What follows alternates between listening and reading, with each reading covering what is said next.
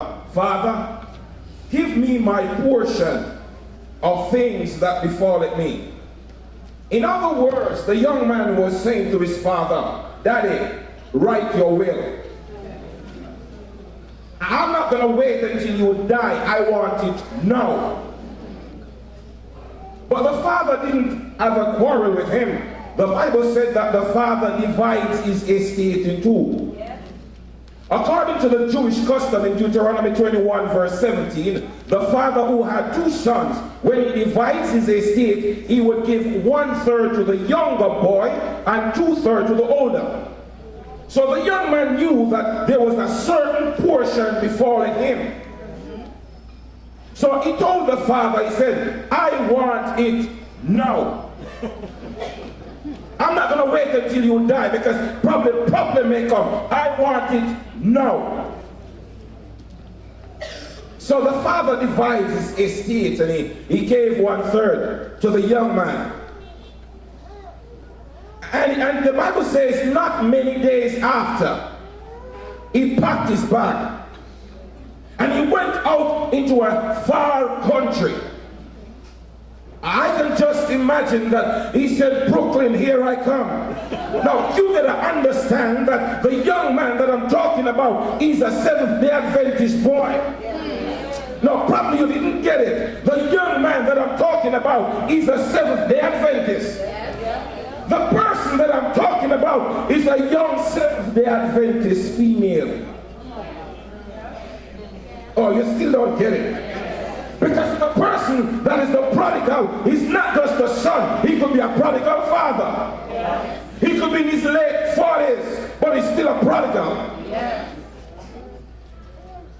So the Bible said that he took it and he went into a far country.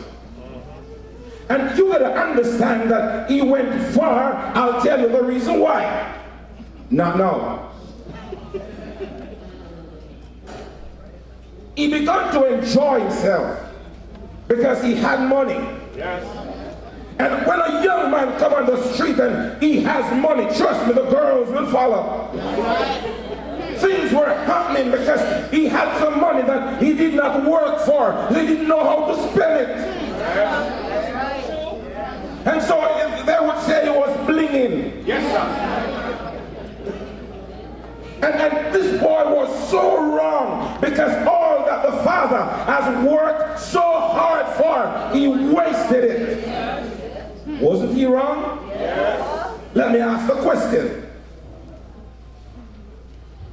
When you live the way God does not require, do you know that all the salvation that Christ died for, you are wasting it? Yes.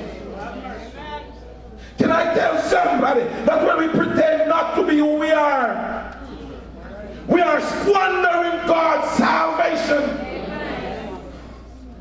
Oh, it's just the prodigal son. No, it's all of us. Whenever we sin, the Bible says we crucify Christ afresh. So the prodigal son, he was wasting what he didn't work for. What the father has invested in him, he was wasting it. But how many of us, when God invests his gift in us, we begin to think that this is mine.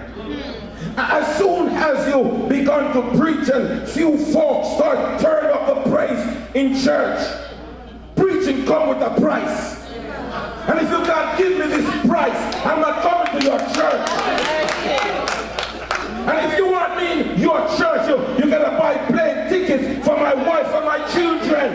We have forgotten that the gift is not yours. Oh, as soon as you begin to sing, and folks start to clap when you sing, you had forgotten that it's God who makes you eligible to sing. And so sometimes we hold the church at ransom. Folks have to ask certain people to ask us to sing.